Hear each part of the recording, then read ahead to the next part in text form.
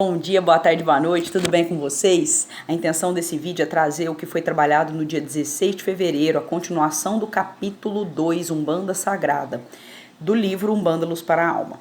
O que faltou para ser trabalhado devido à extensão do capítulo são as questões que envolvem a formação das terras brasileiras, o espiritismo no Brasil, a miscigenação e o sincretismo e a legalização da religião de Umbanda. Existem estudos que trazem que por volta de 30, outros dizem 60, outros até consideram 100, 150 mil anos atrás que houveram os registros de seres humanos no Brasil, oriundos de origem da Ásia. Parece que eles eram descendentes dos asiáticos.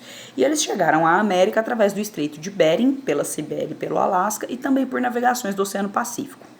Quando os colonizadores chegaram aqui, a intenção deles não era permanecer aqui no Brasil. Eles foram até recebidos de uma maneira muito amistosa, muito tranquila pelos indígenas. A intenção deles era continuar e descobrir o caminho das Índias. Porém, devido a esse clima amistoso e às riquezas naturais existentes no local, eles foram ficando. E em 1530, com a chegada de Martim Afonso de Souza, vários outros povos começaram a agregar-se em território brasileiro, franceses, ingleses, espanhóis, enfim. Porém, nem todos os brancos eles tinham a tranquilidade, né, que o povo português até estava tendo naquele momento. Eles esqueceram que a evolução ela se processa pela prática do bem. Então, a escravidão indígena iniciou-se. E esse processo de formação das terras brasileiras, segundo Ismael Jesus, ele era lento e cheio de amarguras, porque dava-se da união de almas simplistas com almas embrutecidas no mal. E os brancos, infelizmente, eles tinham uma alteração muito grande dos fatores referentes aos valores espirituais. E é por isso que a intenção de Jesus e de Ismael na formação desse território brasileiro era regenerar essas almas. Os irmãos africanos, eles são um exemplo de resignação, resiliência, apesar de tudo que eles estavam sofrendo, que eles sofriam, os irmãos maiores, a espiritualidade maior tinha misericórdia dele. E além disso, Jesus pede a Ismael para recrutar almas sofredoras, padres inquisidores, senhores feudais, aqueles que guerrearam nas cruzadas, enfim, aquelas pessoas que eram portadoras de um conhecimento absurdo, porém a moral ainda era muito baixa. E ele foi responsável por recrutar essas pessoas e falar: reencarna no Brasil.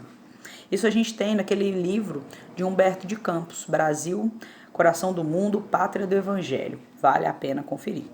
Tiradentes, ele também é um dos irmãos que, por várias eras, castigou de forma cruel, realizou várias atrocidades com seus irmãos. E nessa última encarnação, como Joaquim Maria de Souza Xavier, ele trouxe a resignação por ter sido líder da Inconfidência Mineira. Ismael até o recebe de braços abertos, agradecendo por todo esse débito que havia sido pago por si mesmo através do seu próprio sacrifício. Outro tema que é o espiritismo no Brasil, a gente pode perceber que ele começa exatamente já por 1818 com os tratamentos homeopáticos e a chegada de 2 médicos humanitários naquele local, que é, no caso, na Bahia. O Brasil ainda havia pouca escassez de medicina. E esses médicos, eles traziam aqueles preparados através de raízes, de ervas, para poder ajudar tanto os males do corpo quanto aqueles emocionais. E, além disso, houveram outras questões que fizeram com que o espiritismo tomasse uma proporção muito grande.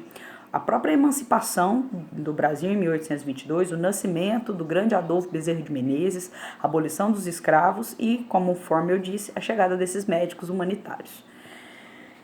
Além disso, na França, Hippolyte Léon Denisard Rivaillon, Allan Kardec, estava codificando a doutrina espírita e, por volta de 1857, houveram os lançamentos dessa codificação. Dessa forma, a gente percebe o quão foi importante esse período para que o espiritismo trouxesse a terceira revelação, que é exatamente a verdade, o conhecimento aos povos. Como miscigenação e sincretismo, de uma forma bem rápida, a gente percebe que as 3 etnias principais para a formação do território brasileiro é composta por brancos, negros e pardos, os indígenas. Branco mais negro, né? A miscigenação, a mistura, dava o mulato. A mistura de branco com índio dava o caboclo, ou também conhecido como mameluco, e o negro e o índio era o cafuzo. A sociedade era mista, portanto, no IBGE do livro aqui, que era de 2010, agora esse número atualizado para 2020 eu ainda não sei, mas em 2010, 60% da população brasileira se considerava pardo. Em 2019, houve um aumento de 32% da declaração de negros no Brasil. Então, a gente percebe que esse número tem aumentado de forma exponencial. Os portugueses, eles têm origem nos povos celtas. Eles têm, então, aquela influência de sacerdotes, druidas, videntes e profetas. E eles tinham uma influência também dos germânicos, dos lusitanos, dos judeus e dos árabes mouros. Conforme foi acontecendo o processo de formação das terras brasileiras, os índios foram se rebelando.